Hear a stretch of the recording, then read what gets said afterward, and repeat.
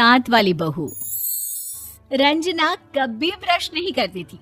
उसे कितनी बार उसके माँ बाप ने डांटा, लेकिन उसका कोई असर उस पर होता ही नहीं था, जिस कारण से उसके दांत पीले पीले हो जाते हैं। शादी के बाद। अरे बहू, वैसे तो तुझ में कोई कमी नहीं है, पर तेरे दांत इतने पीले कैसे हैं बेटा? शाबाश बेटा, बहुत बढ़िया। कैसे मतलब? कोई सर्जरी थोड़ी ना कराई है। वो तो क्या नाम, मैं ब्रश नहीं करती थी तो पीले हो गए। अब क्या करूं? आप कहें तो लाल करवा लूं या फिर काले? यार ये क्या है, क्यों माँ से लड़ रही हो? लड़ रही हूँ? अरे मैं लड़ रही हूँ या ये बोल रही है कि दांत पीले हैं, पीले। अरे तपस्या थोड़ी ना की है इन्हें पीले करने के लिए। बकायदा ब्रश नहीं किया है 20 साल तक, तब जाकर। छी, कैसी बात कर रही हो? ये उस वक्त तो पीले नहीं थे जब हम लोग तुम्हें देखने आए थे। अरे तब साफ करवा लिया होगा डेंटिस्ट के पास जाकर। अब देखो कैसे पीले पीले लग रहे हैं। रंजना सास की तरफ गुस्से से देखती है। फिर शुरू हो गई पीले पीले पीले। अरे पीले तो तब भी थे जब मेरे हाथ का रसगुल्ला उड़ा उड़ा कर खा रही थी और बोल रही थी, लड़की नहीं गुणों का खजाना दे रहे भाई साहब। खैर, अब वो लोग करते भी तो क्या करते, पीले दांत वाली बहू पल्ले पड़ी थी तो झेलना तो था ही। एक दिन कीर्तन में रंजना गाना गा रही थी।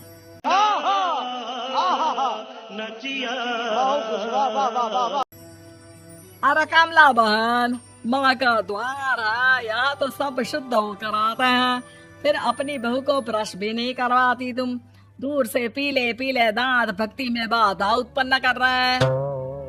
और कोई 2 साल के बच्चे थोड़ी ना लेकर आई हूँ मैं बहू बनाकर। अच्छी खासी लड़की है, अरे कैसे करवाऊं ब्रश?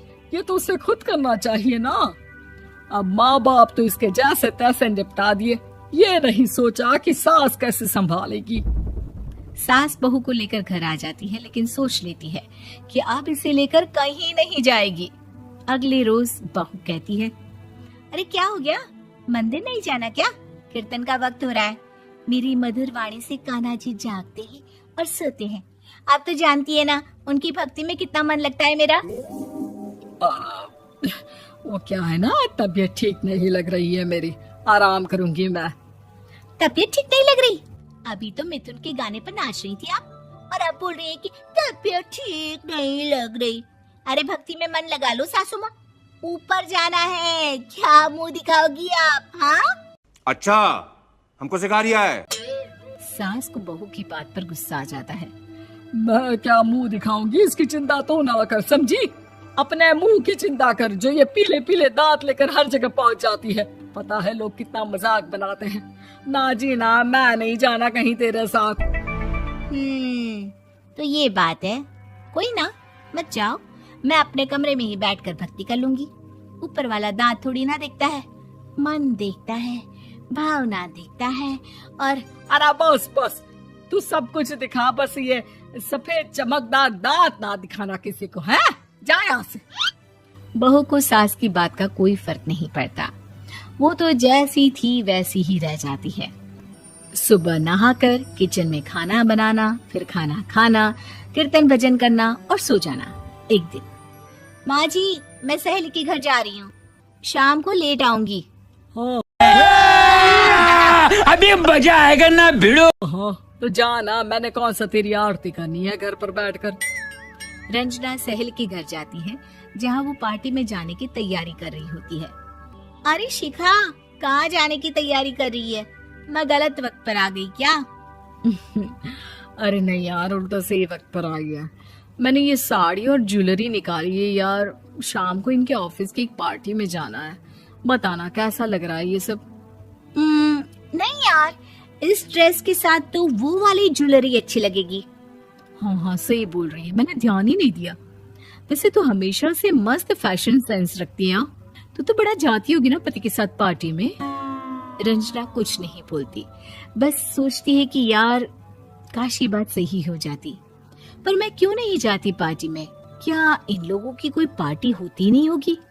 रंजना घर आती है और रात में पति से सवाल करती है, एक बात बताइए, आप मुझे किसी पार्टी में क्यों नहीं ले जाते?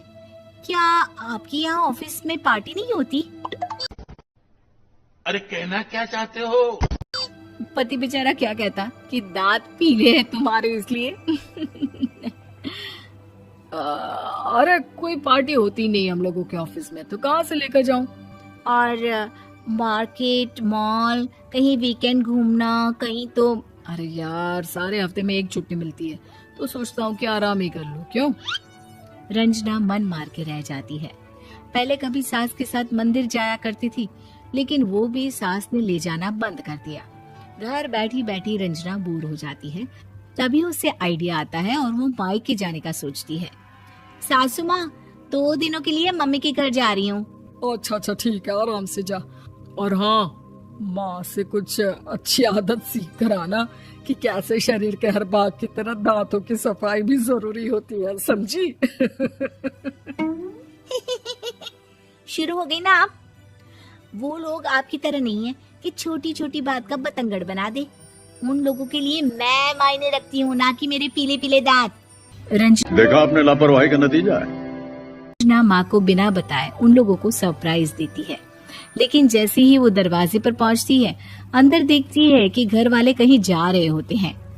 अब माँ, काश रंजना दीदी के दांतों वाली प्रॉब्लम नहीं होती, तो वो भी हम लोगों के साथ चलती ना बुआ जी की बेटी की शादी में।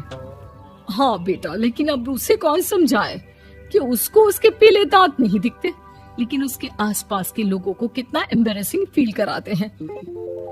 मुझे तो कितनी बार उसके स्कूल की टीचर ने शिकायत की कि उसके साथ कोई लड़की बैठना भी नहीं चाहती।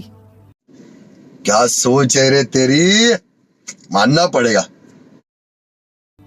और ना ही कॉलेज में कोई उससे बात करना चाहता था, लेकिन पता नहीं क्यों उसे ये बात समझ में ही नहीं आती।